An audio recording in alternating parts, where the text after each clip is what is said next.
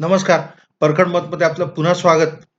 आज एक साधारणतः 2-2.5 तासांपूर्वी मी आजच्या सुप्रीम कोर्टामधल्या मराठा आरक्षण विषयक सुनावणीच्या व्रतांकनाचा माझा पहिला भाग टाकला आणि त्याच्यामध्ये सांगितलं होतं, की मी पुढचा भाग करणार आहे. याच्यामध्ये वैयक्तिक काय अडचण अशी, की आज इथं लाईट नव्हते. हे सांगणं ह्याच्यासाठी, की कदाचित लाईट जातील, चेहऱ्यावर योग्य तेवढा प्रकाश नसेल. आणि आज जे कपिल सिब्बलने सांगितलं, झारखंड राज्यातर्फे त्यांनी आज युक्तिवाद केला आणि एक असं नमूद करणं इथं, की गोपाल शंकर नारायणन जे मराठा आरक्षण च्या विरुद्ध ज्यांनी आपली भूमिका मांडली, तेव्हा त्यांनी असं सांगितलं होतं, की 2 अंगांवर हे त्यांचा विरोध. एक तर 50% च्या मर्यादेचा भंग नाही करता येणार आणि 50% च्या मर्यादेचा भंग जर करता आला, तर मग इतर विषयांची म्हणजे जसं त्या कायद्याची वैधता वगैरे, वगैरे. 50% ची मर्यादा इंदिरा सहानीमध्ये घालून दिलेली. हे फार महत्वाची एक बाब आहे. 50% च्या मर्यादेचा वारंवार उल्लेख केला जातो. त्याची अशी संभावना केली आरक्षणाच्या समर्थनार्थ बोलणाऱ्या काही लोकांनी, की 50% ची मर्यादा जी आहे, ती ईडब्ल्यूएसच्या आरक्षणाने केंद्र सरकारने त्या मर्यादेचा भंग केलाय आणि त्याच्यामुळं आता तो विषय गौण, की 50% च्या मर्यादेचा भंग झाला. त्याच्या उत्तरात असं सांगितलं होतं, की हे 50% ची मर्यादा सामाजिक आरक्षणाबाबत आहे. ईडब्ल्यूएसचं आरक्षण हे आर्थिक निकषांवर दिलेलं आरक्षण आहे. त्याच्यामुळं तशी बाधा त्याची होणार नाही. तरी पण ही गोष्ट खरी, की 50% आरक्षणाची जी मर्यादा इंदिरा सहानीच्या न्यायतत्वामध्ये घालून दिलेली आहे 1992 मध्ये, ते आज 2021 मध्ये त्या 50% मर्यादेविषयी कपिल सिब्बल यांनी आज प्रतिपादन केलं आणि त्यांच्या मते ती जी मर्यादा आहे, अशी कुठली मर्यादा इंदिरा सहानीमध्ये अ, ठरवल्याच गेली नाही. एक अजून सांगणं, की जो एक युक्तिवाद गोपाळ शंकरनारायण यांनी केला होता, तेव्हा त्यांनी असं सबमिशन केलं, की ही जी 27% आकडेवारी ओबीसींना देण्यात आली, ती अशी दिली, की म्हणजे त्यांच्या लोकसंख्येच्या टक्क्याच्या समानुपाती किंवा प्रोपोर्शनेट असं ते रिझर्वेशन नव्हतं. That was the maximum that could have been given at the time. जास्तीत जास्त जितकं देय होतं, तितकं देऊ केलं. कारण तेव्हा बालाजी एम आर बालाजीच्या केसमध्ये 50% ची मर्यादा सर्वोच्च न्यायालयाने घालून दिली होती आणि त्या 50% च्या मर्यादेमध्ये सर्व आरक्षण असावं, असं म्हणून जे तत्कालीन अस्तित्वात असलेलं तथाकथित संवैधानिक आरक्षण म्हणजे 15% अनुसूचित जातींसाठी आणि 7.5% इतर अनुसूचित जमातींसाठी, हे सोडून म्हणजे 22.5% सोडून 50% च्या मर्यादेत आरक्षण बसवायचं म्हणून 27% देऊ केलं. जेणेकरून की केंद्रामध्ये सध्या 60 म्हणजे ईडब्ल्यूएस लागू होण्याच्या आधीपर्यंत केंद्रामध्ये 49.5% रिझर्वेशन होतं. बहुतांश राज्यामध्ये ईडब्ल्यूएस लागू होण्याच्या आधी 49.5% आरक्षण होतं. महाराष्ट्रामध्ये वेगळी परिस्थिती, त्याचा विषय नाही. तर ही इंदिरा सहानीमध्ये घालून दिलेली मर्यादा असं आजपर्यंत अनेक न्यायनिर्णयांमध्ये, अनेक अंतरिम आदेशांमध्ये या गोष्टीचा खल झालेला, या गोष्टीवर इंदिरा सहानीच्या न्यायनिर्णयावर आधारित अनेक म्हणजे त्याच्या आधाराने इंदिरा सहानीमधल्या न्यायतत्वाच्या आधाराने अनेक वेळेला स्थगिती देण्यात आलेली आहे अनेक आरक्षणांना. इंदिरा सहानीमधल्या 50% न्यायतत्वाचा पुनरुच्चार अनेक महत्वाच्या न्यायनिर्णयांमध्ये आला. जरी इंदिरा सहानीमधला तो निकाल नसला, तरी पण परवा जिल्हा परिषदांच्या बाबतीत महाराष्ट्रातल्या 5 जिल्हा परिषदांच्या बाबतीत इतर मागासवर्गीयांना देऊ केलेलं आरक्षण मिळून 50% च्या वर गेलेलं आरक्षण जे होतं, त्या सर्वच्या सर्व इतर मागासवर्गीयांच्या ज्या जागा आहेत त्यांच्याविषयी फेरनिवडणूक घ्यावी असा आदेश सर्वोच्च न्यायालयाने परवा केला. चेराबोटलू राजू एप्रिल 2020 मध्ये आंध्र प्रदेशमधून आलेल्या या निकालामध्ये सुद्धा 50% मर्यादेचा उल्लेख केला गेला. अनेक आरक्षण देऊ करणाऱ्या कायद्यांना इंदिरा साहनीच्या 50% मर्यादेच्या न्याय तत्वावर स्थगिती देण्यात आली आणि त्या परिप्रेक्ष्यामध्ये कपिल सिब्बलांनी जो आज युक्तिवाद केला, त्या युक्तिवादानुसार त्यांचं म्हणणं असं की इंदिरा साहनीमध्ये 50% आरक्षण असावं का नसावं हा मुद्दाच नव्हता.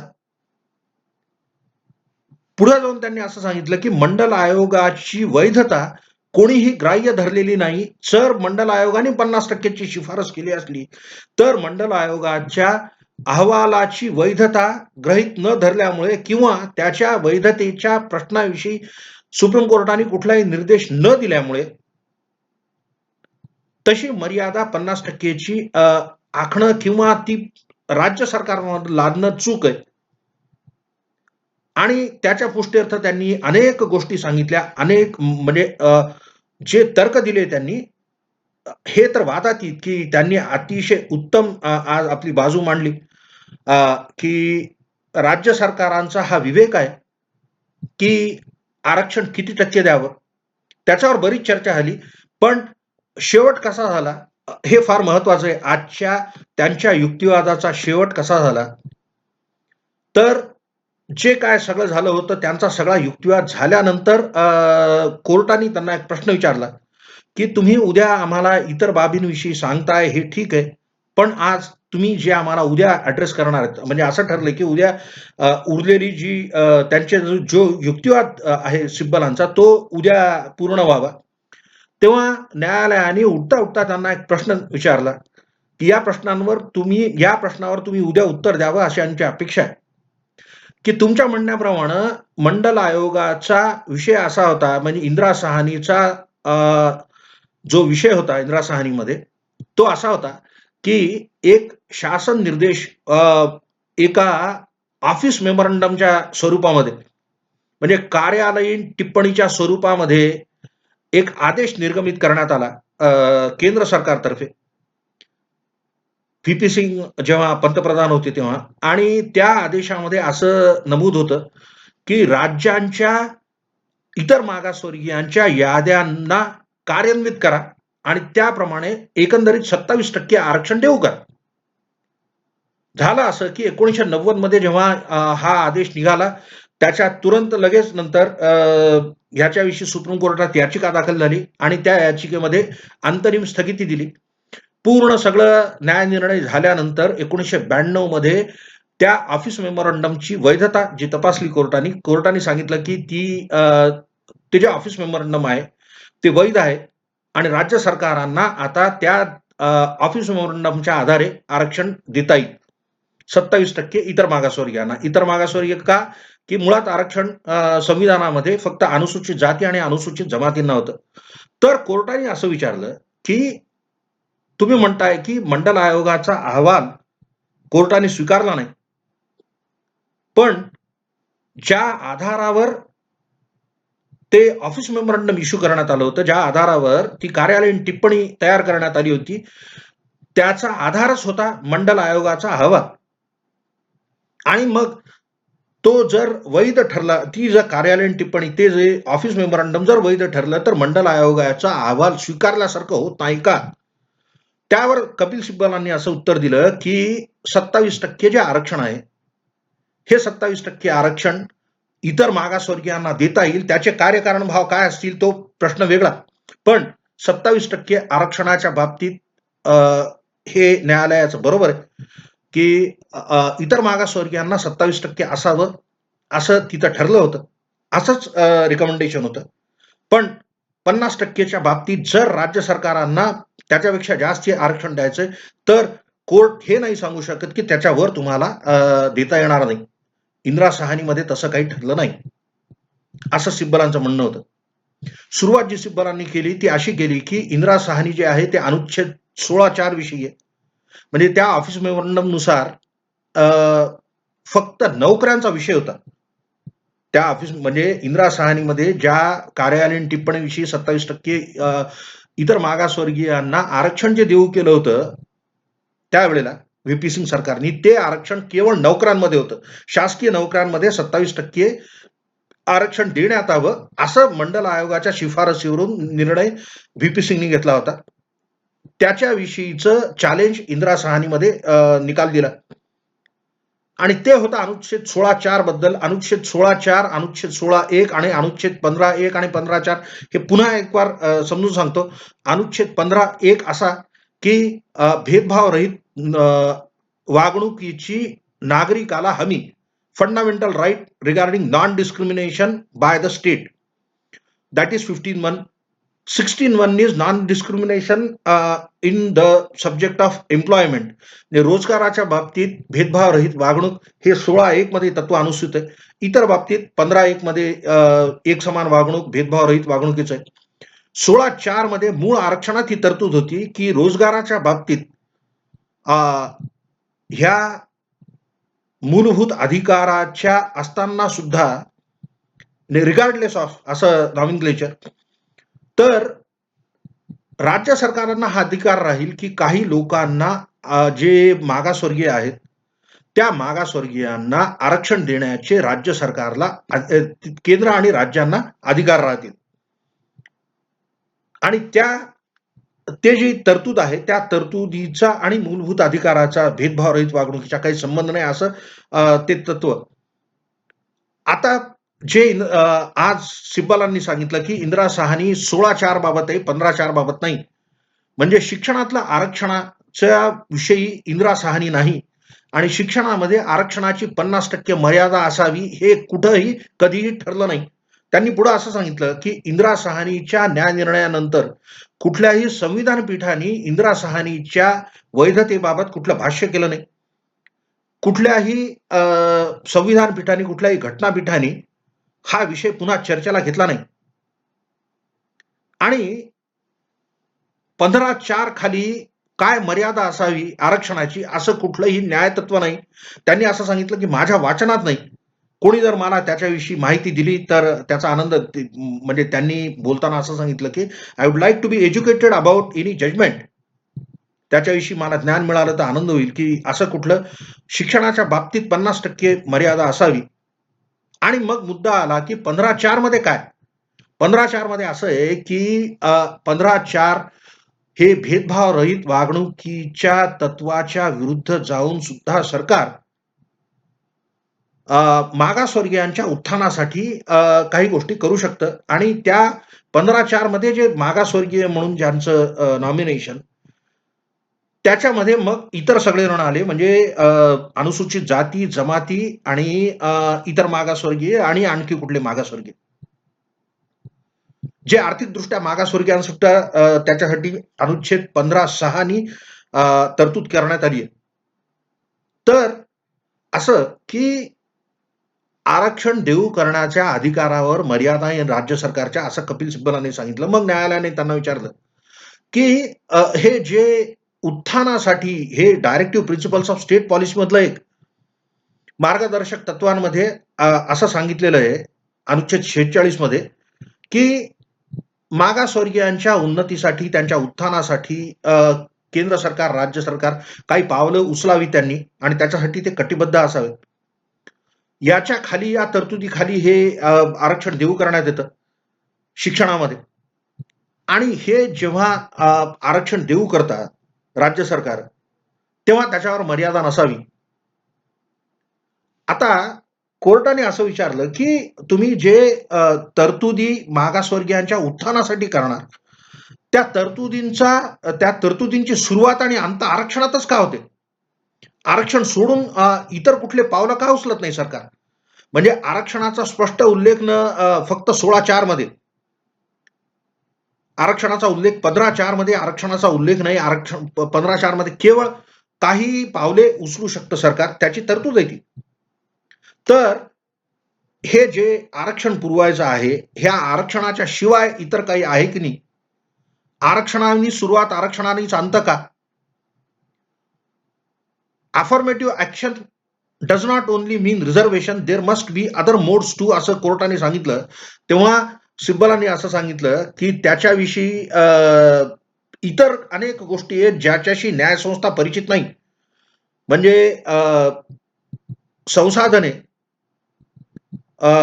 राज्यांचं आपापलं उत्पन्न, त्यांची खर्च करण्याची पात्रता, या सगळ्या गोष्टी त्याच्यामध्ये अंतर्भूत आहेत.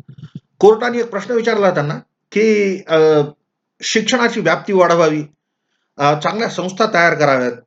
हे का करत नाही राज्य सरकारे?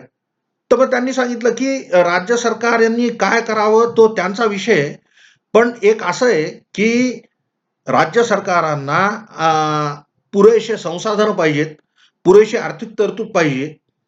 त्याच्यानंतर शाळा वगैरे बांधण्याची आर्थिक कुवत पाहिजे आणि त्याच्यानंतर मुख्य म्हणजे त्या शाळांमध्ये शिकवायसाठी योग्य ते शिक्षक नेमण्याची तरतूद करण्याची पात्रता पाहिजे. पण तो विषय आज चर्चेला नाहीये. आज चर्चेला आहे तो विषय असा, की आरक्षण देऊ करणं हा राज्य सरकारचा अधिकार आहे की नाही? आणि म्हणे की ह्याच्या बाबतीत म्हणजे कुठली पावलं उचलावीत मागासवर्गीयांच्या उत्थानासाठी हे राज्य सरकार आणि केंद्र सरकारच्या विवेकाचा प्रश्न आहे हा. त्याच्यामध्ये कोर्ट हे सांगू शकत नाही की तुम्ही हे करा आणि तुम्ही ते करा. अर्थात हे सगळं जे काय बोलणं आहे ते म्हणजे एका मर्यादेमध्ये असतं. न्यायसंस्थेची आपली मर्यादा आहे, जी आब राखावी लागते. पण ते सुद्धा होऊन बऱ्यापैकी आज प्रश्न जे विचारले गेले, त्या प्रश्नांचा रोख असा होता, की आरक्षणाविषयी एकंदरीत जी इतकं जे आरक्षणाची वाह-वाह केली जाते, एकंदरीत जे आरक्षणाकडं वन स्टॉप सोल्युशन असं म्हणून जे बघितलं जातं, ही टर्मिनॉलॉजी वन स्टॉप म्हणून टर्मिनॉलॉजी आज कोर्टाने वापरली आणि हे जे सगळं चाललेलं आहे, की आरक्षणामध्येच सुरुवात आणि आरक्षणामध्येच अंत हे कधीतरी थांबलं पाहिजे. या समीकरणाच्या पलीकडे आपण आरक्षणाच्या समीकरणाच्या पलीकडे जाऊन विकासाचा विचार केला पाहिजे. असं कोर्टाने सांगितलं. सिब्बलांनी असं सांगितलं, की एक ते आज म्हणजे मुद्दे मांडणारे वकील कमी आणि सामाजिक शास्त्रज्ञ जास्ती वाटत होते. तर ते ठीक आहे, त्यांना अधिकार आहे. ते मोठे राजकारणी राहिलेले आहेत, केंद्रामध्ये मंत्री राहिलेले आहेत. कवी सुद्धा होते. कपिल सिब्बलांनी कविता प्रकाशित केल्या. त्याच्यामुळे त्याचं कविमन बोलत होतं आज. ठीक आहे, ते ते सगळं ठीक आहे. मुद्दा असा, की त्यांनी बोलता-बोलता एक सांगितलं, "I am trying to explain the rational behind reservation." म्हणजे आरक्षणाची आवश्यकता काय? आरक्षणाची उपयुक्तता काय? किंवा आरक्षणाचा विषय कसा येतो? ह्याचं समजावून सांगण्याचा त्यांनी असं सांगितलं कोर्टाला, की मी आरक्षणाच्या आवश्यकतेबाबत कोर्टाला सांगू इच्छितो. आणि त्याद्वारे मग आता एकंदरीतच आरक्षण म्हणजे कसं आहे, की आरक्षणाची व्याप्ती, मर्यादा वगैरे, वगैरे मी काल बोललो. आरक्षणाची आवश्यकता त्यांनी इतकी पटवून दिली किंवा प्रयत्न केला आरक्षणाची आवश्यकता किती म्हणजे निकड आहे आरक्षणाची आपल्याला आणि ते सांगता सांगता भारत किती वाईट परिस्थितीमध्ये आहे. त्याचे सोशल इंडायसेस जे आहेत त्यांनी एक नवीन काढलं. मी कधी ते ऐकलं नव्हतं. अर्थात ते नवीनच आहे. म्हणजे सगळंच अफलातून चाललंय. तर एक म्हणाले, की ग्रॉस एनरोलमेंट रेशिओ म्हणजे GER is a bigger indicator of a developing nation than the difference between developing and developed nation. म्हणजे प्रगतिशील राष्ट्रे आणि प्रगत राष्ट्रे ह्यांच्यामधला सगळ्यात मोठा फरक जीडीपी नाही म्हणे.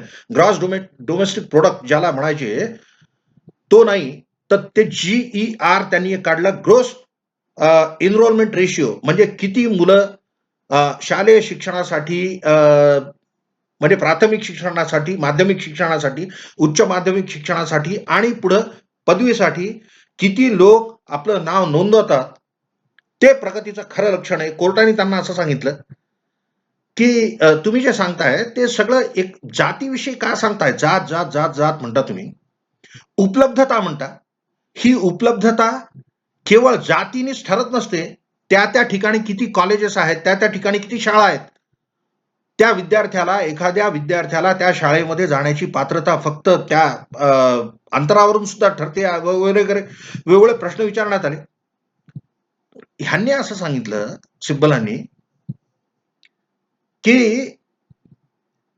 हे महत्वाचं नाहीये, की एकंदरीत राष्ट्रांनी किती केलं, तर कॉलेजमध्ये किती लोक आले, एकंदरीत जे प्राथमिक शिक्षणासाठी किती लोक गुंतले आणि एकंदरीत शेवटी कॉलेजमध्ये किती लोकांनी एनरोलमेंट केलं ह्याच्यामध्ये जी तफावत आहे अर्थात त्याचा दुरान्वये आरक्षणाशी काय संबंध आहे हे मला नाही कळलं.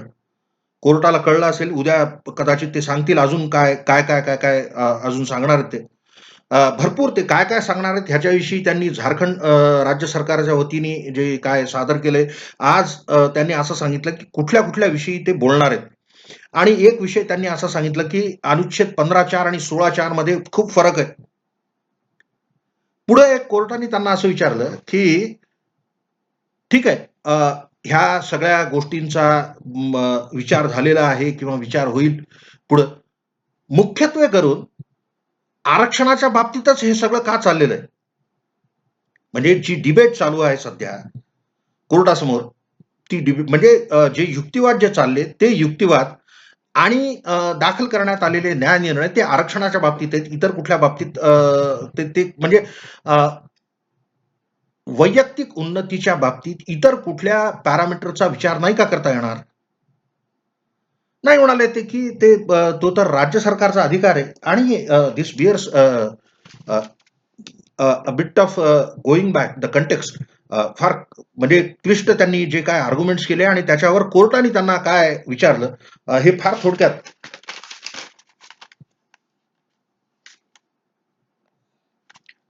की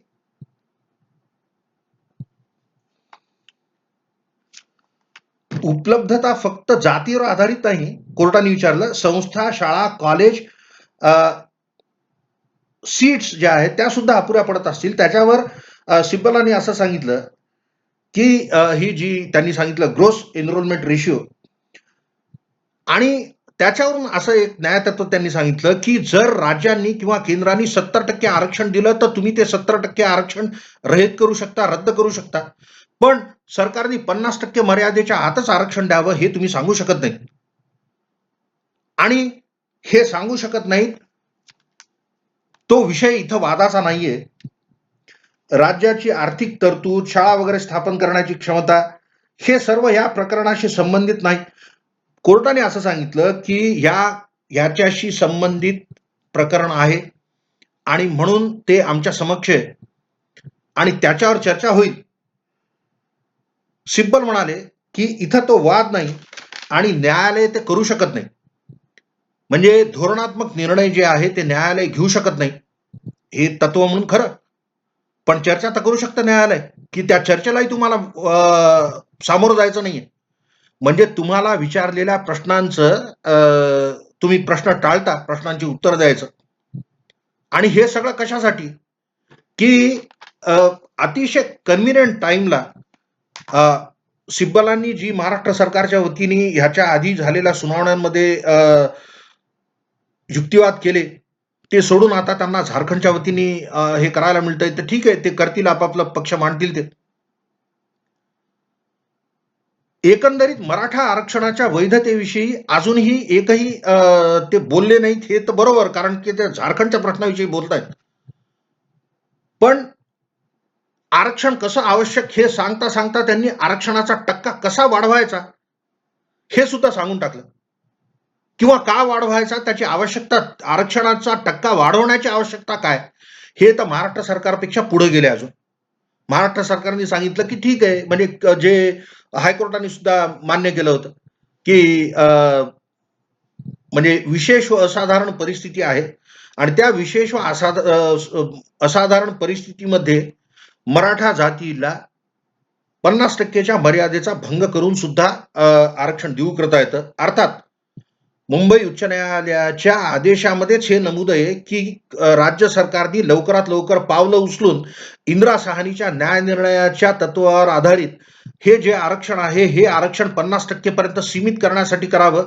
विशेष व असाधारण परिस्थितीशी मुकाबला करायसाठी आम्ही ह्या तरतुदीवर सध्या हमी भरतोय किंवा न्यायालय प्राप्त परिस्थितीमध्ये मराठा समाजाला देऊ केलेलं अधिकचं 16% आरक्षण, ते त्यांनी 12 आणि 13% केलं. ते विशेष व असाधारण परिस्थिती म्हणून देऊ केलंय. पुढं मागं सरकारने काय करायची ती कवायत करून ते 50%च्या आत आणावं, असं मुंबई हायकोर्टाच्या जजमेंटमध्ये. मराठा आरक्षणाची वैधता ठरवणाऱ्या मुंबई हायकोर्टाच्या जजमेंटमध्ये इंदिरा साहनीच्या न्यायतत्वानुसार महाराष्ट्र राज्य सरकारने लवकरात लवकर 50% पर्यंत सीमित करण्याचं आरक्षण 50% पर्यंत सीमित करण्याचं उल्लेख आहे. आणि आता एक दुसऱ्या राज्यातर्फे महाराष्ट्र राज्याचे जे वकील राहिलेले ते दुसऱ्या राज्यातर्फे एकंदरीत ती तर मर्यादा नाहीच आहे म्हणतात मुळात इंदिरा साहनीमध्ये, हे सुद्धा त्यांनी सांगितलं. आणि असेल नसेल तरी शिक्षणाच्या बाबतीत तरी तशी कुठली मर्यादा नाही, किंबहुना राज्य सरकारांना तसा अधिकार आहे की अधिकचं आरक्षण द्यावं, किंवा तसं न्यायतत्व असं आहे की कुठला संख्यात्मक अहवाल बरोबर नसताना डाटा, असा शब्द, डाटा म्हणजे संकलित माहिती इंदिरा साहनीच्या न्याय निकालाच्या वेळी केंद्राकडे सुप्रीम कोर्टात नव्हती. आणि ते असताना त्यांनी ते टक्केवारी ठरवलेली आहे, 50%ची मर्यादा घालून दिलेली आहे, त्याच्यामुळे ती अवैध. आणि एकंदरीतच काय की आजच्या ज्या युक्तिवाद आज जे झाले सिब्बलांतर्फे, त्याच्याने पुन्हा एकदा या सर्व प्रकरणाचे परिमाण बदललेत. इतर मागासवर्गीयांना देऊ केलेलं आरक्षण 27% जे होतं हे एक anecdote was shared by somebody, I won't be able to remember, तर की आरक्षणाची मर्यादा 27% कसं काय सेट केली, असं म्हणे कोणीतरी. जे मंडल होते, मंडल कमिशनवाले, जे मंडल कमिशनचे अध्यक्ष, मंडल कमिशन म्हणजे केंद्रीय मागासवर्गीय आयोग, त्या केंद्रीय मागासवर्गीय आयोगाचे अध्यक्ष श्री BP मंडल, त्यांना कोणीतरी विचारलं की ही मर्यादा तुम्ही 27% कशी काय सेट केली. त्यांनी सांगितलं की ती आकडेमोड होती, आणि ती आकडेमोड काय की 50%च्या वर जाऊ द्यायचं नाही. मग आज अतिशय पद्धतशीररित्या 50% ज्या बालाजीमध्ये जो रेशिओ बालाजीमध्ये आहे तो रेशिओच नाहीये, दॅट इज ऑबिटर, असं एक सांगण्यात आलं. म्हणजे ते ठरवलंच नाही बालाजीनी, किंवा दॅट इज बॅड लॉ. संभावना काय केली, it is bad law. To say something is bad law means की त्या कायद्याचं पुढं कधीतरी त्या न्याय निर्णयाला फिरवण्यात आलं. म्हणजे इंदिरा साहनीमध्ये 50%ची मर्यादा का देण्यात आली, कारण की ती तशी MR बालाजीमध्ये सुप्रीम कोर्टाने आखून दिली होती. आणि इंदिरा साहनीनी हे ठरवलं की ते फक्त एक ते तत्व नाही, दॅट इज बाइंडिंग प्रेसिडेंट.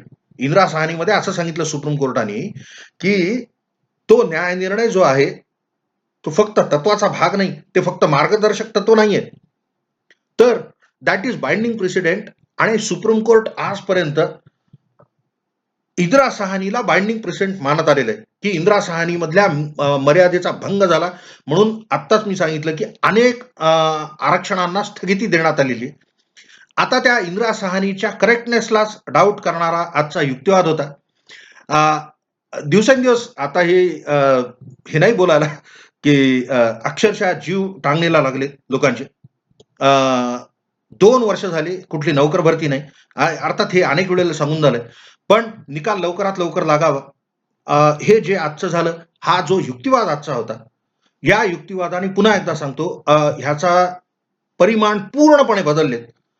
आणि ह्याच्या उत्तरामध्ये आता जे काय रिजॉइंडर द्यायचंय त्याच्यामध्ये काय आरक्षणाच्या म्हणजे मराठा आरक्षणाचे विरोधकर्ते जे आहेत ते काय मांडतील, इतर राज्य आपली आपली भूमिका काय मांडतील, आता हे महत्वाचं झालंय आजच्या कपिल सिब्बलांच्या युक्तिवादामुळे.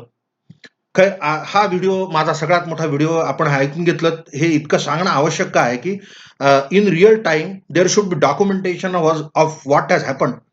आपण हे इतकं इंटरेस्ट देऊन ऐकता, इथपर्यंत ऐकून घेतलं, धन्यवाद. मी अर्थात शक्यतोवर माझ्यातर्फे जितकं होईल तितकं सोप्या भाषेत सांगण्याचा प्रयत्न करतो. माझी अशी आशा आहे की लोकांना हे म्हणजे पटत जरी नसेल तरी समजत असावं मी काय बोलतोय ते. मी ॲडव्होकेट श्रीरंग चौधरी, परखड मतसाठी. I have not made this appeal for quite a long time, म्हणजे सुरुवातीच्या व्हिडिओमध्ये करायचो, पण ही जी माहिती मी सांगतोय ही माहिती सर्वांपर्यंत पोहोचवण्यासाठी तुम्हाला जर हे आवडलं तर लाईक करा, आणि kindly share this with your friends, with your groups. आरक्षणाविषयी व्यापक चर्चा होणं महत्वाचं आहे, हे मी सांगत आलोय. आणि आत्ता हे सांगतो, की मी महत्त्वाचा नाही. जे चाललेलं आहे ते फार महत्त्वाचं आहे. राष्ट्राला एक नवीन दिशा मिळण्याची शक्यता आहे. आरक्षणाचे परिमाण बदलण्याची शक्यता आहे. जे काय होईल ते चांगलंच होईल अशी आशा करू. अ, अर्थातच न्याय तर होईलच. सुप्रीम कोर्ट करतो ते न्यायच असतं. आपण सर्वजण बांधील असू त्याला आणि त्या जो काय न्याय होईल त्याचा विनम्रपणे स्वीकार करू. पुन्हा एकदा आपण हे ऐकून घेतलं इतकं धन्यवाद. मी ॲडव्होकेट श्रीरंग चौधरी, परखड मतसाठी.